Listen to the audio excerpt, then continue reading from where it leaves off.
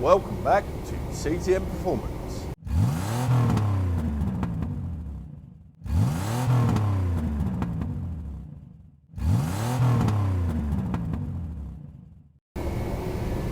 Just want to start off with apologising that at the end of 2024 we didn't get a video for about a month, I think it was, and that was like I turned around and said to you in the past that we're not here to do videos every week.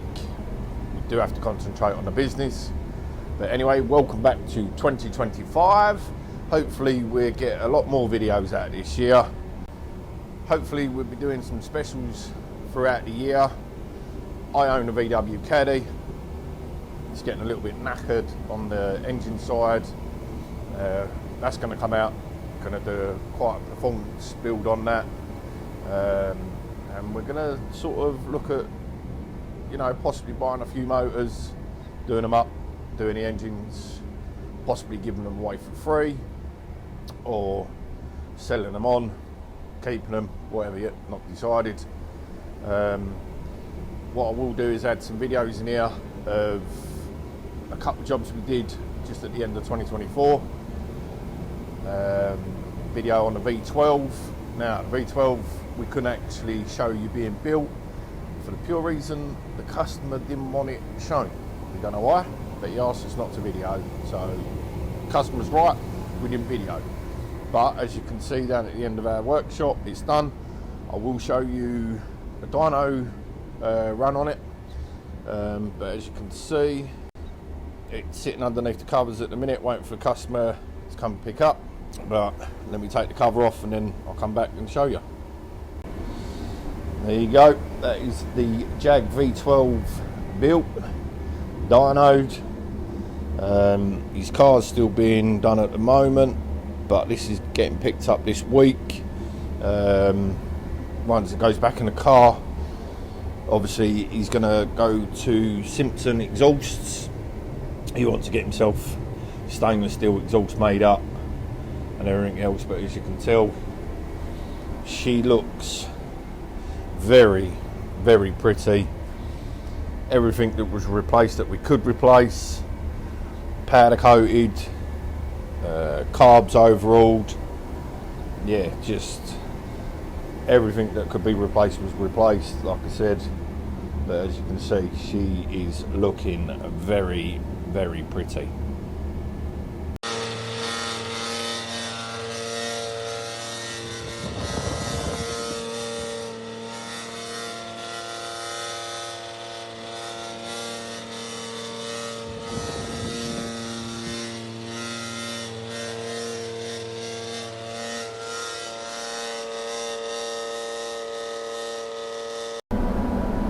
Hi and welcome back. Don't know if you remember in previous videos I spoke about a Lotus twin cam that I had in the welding bay. As we're slowing down towards Christmas, I've decided now's the opportunity for me to start trying to repair it. Oh yes, I do have a Christmas jumper on, one of our rules in here for December. Anyway, let's show you the head that I've got to do. So as you can see, hole there, weld up all that. Major hole there, a hole there, so that's now all the way up to temperature. So let's get on and get this welded up and I'll show you afterwards. Right, so what we have done at the minute is the holes that was in the twin cam, all I've done is I've laid a build up of weld just to close them holes off to make sure that it's caught it and it's sealed it. So what I'll do is I'm going to show you now. You can see that it's all been covered up, just the holes in there, because then what I'm going to do is fettle them back, put it on our pressure tester to make sure there's no leaks coming out of that weld area. If there's no leaks coming out of there, great, that means then I'll just carry on building it all back up. If there's leaks, which 9 times out of 10 with a build up like that there will be leaks, so let's get out on the pressure tester, see how we go from there, and you can see it on the flip side. So as you know that Dean's been welding up this twin cam, we're just about to put it down on the pressure tester. I'll just show you. It's all bolted up, ready to go. Water's sitting there lovely, nice and hot. I've got the air temperature at 50 psi. So we're going to go down. We're going to check to see if it leaks. If there's any bubbles coming up, we know it's leaking. As you can see a little bit in that one, there's a bit of weld, but what I'll do is afterwards, we'll get it back off the machine, you can have a look actually how much weld was taken on it.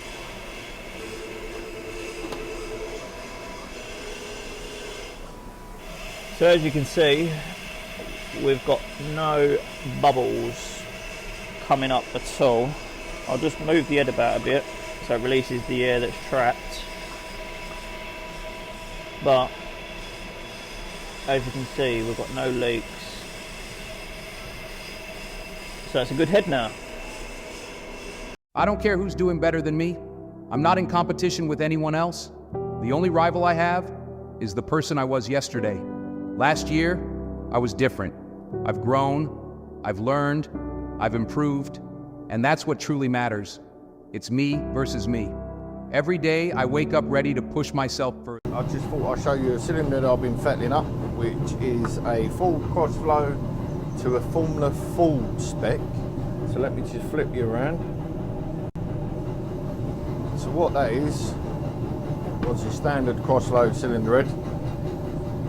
And Formula full spec means I can do the pulps out to a hot rod spec, but on the ends, I don't know if it's going to show it, you can see I can't go beyond that point because them pulps have to stay a certain size, but we can do the rest inside. And then on the exhaust side, again, they have to stay a certain size.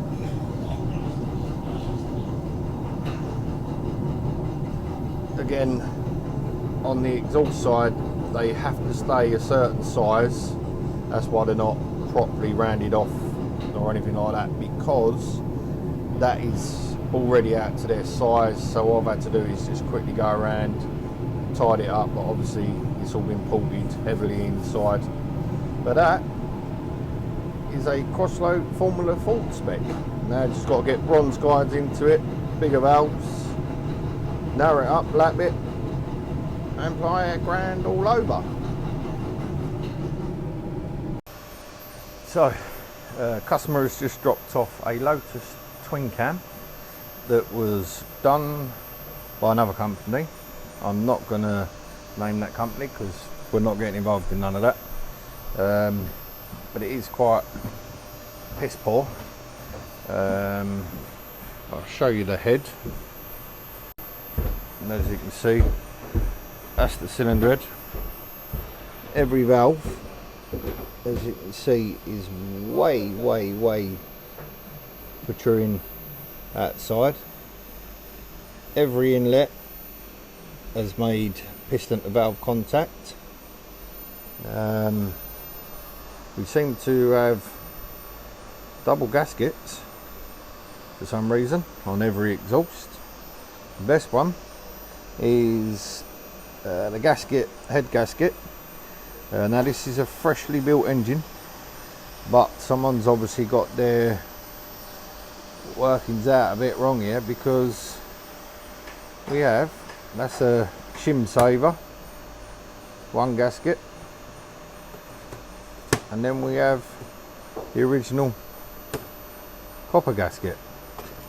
So someone's not done something right here. I've got to strip it down, see how many bent valves we've got, and what other issues we've got. So far obviously I can see that it's got bent valves, but we also have got, if you have a look, it's an ARP stud kit, but I don't know what the hell they done them up with. Big bar apparently. The damage that's been done, especially on that hole there, is ludicrous. That is split, that it actually looks like it's been rubbing on the cam there. But let's get it apart and see what we can do with it. So as you can see, we've just taken out the first cam, which is the exhaust side, and as you can see in the cam, it's badly grooved out the cam, which these are brand new cams apparently, which is quite rough. All the bearings in the cap are definitely not new bearings, definitely old shit that's not been rubbed up, cleaned up, anything. Started to take the buckets out. Now this is not the way to be doing stuff, but you're double shimming, which is definitely not the way to be doing anything, and it seems to be, yeah, double shim, yeah, double shim, and again a double shim. This is not the way. This is not the way. You can see by the tops of these bearings here and all, they're all old, crudded bearings. But anyway, let's get the rest of this apart and see what else is going on. So, just unbolting this, and as you can see, definitely old bearings, not been changed.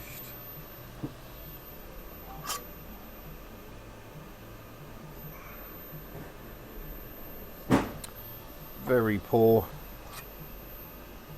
Oh, look at that one. It's been picking up like a good one, that one.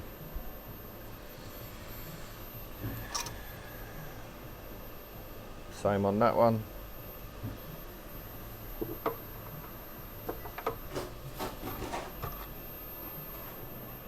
Wow, look at the groove in that. And that's not been done obviously on this head. That's obviously just an old shit bearing someone's grabbed out and just thrown in it. Let's have a look at the cam. A few score marks, but to be honest, that looks like that one's got away with it. Let's see if this side is double shimmed, shall we? Oh no, it's not. We've got single shim, but not a Lotus twin cam, because you can actually see inside, if Brian has a look into that cap, you can see the damage on the cap where the shim has been working loose. Oh no, and we go back to the double shim that's not even made for this cylinder head.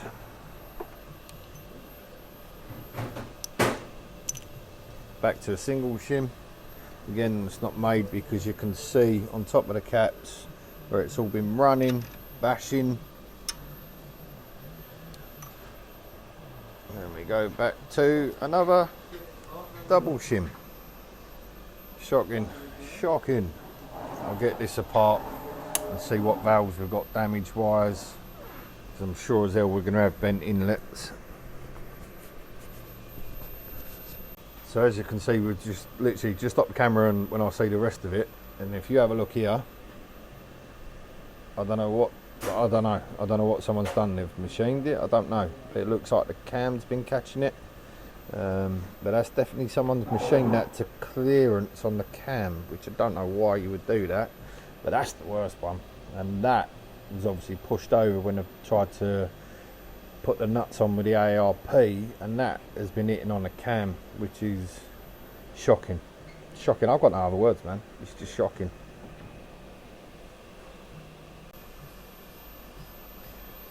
So, took the collets out. We're just going to have an inspection on the springs. So, springs don't look too bad. Modified caps are on there, but we're going to do a poundage check on them later. No, we're running stem seals. Don't run stem seals on the Lotus. And that is a diesel, full diesel stem seal, which I haven't seen one of them in years. Oh look, part of the stem seals at the top. And that would be because the cap has been smashing on top of the stem seal. Oh, it's stem seal don't even fit, and as you can see where it's been smashing into it, it's ripped it all apart. So take the next one.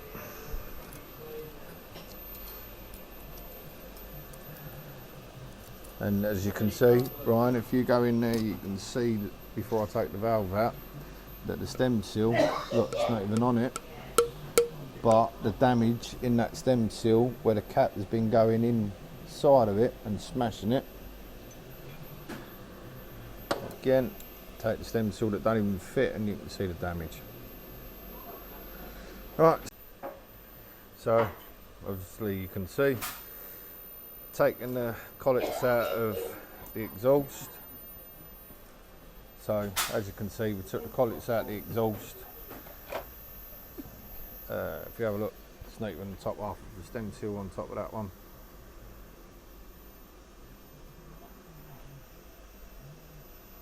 Next one, oh, that looks like that's been K-lined and all.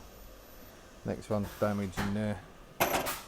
Next one, exactly the same. Stem seal's not even sitting straight. Damage on the cap where the shimmer's been rocketing, and I don't know what else they've done with that. And again, you can see stem seal damaged. Alright, let's get the rest apart. So, on close inspection of the seats, this one's been cut right up to the top of the chamber. Can't even really see a seat on it properly, to be honest with you. That one is further down. That's cut right to the top. And that one is cut further down on the inlets. I don't even know what kind of seats they're meant to be. Looks like they're right up here, but the lapping in line's down here somewhere. Christ knows.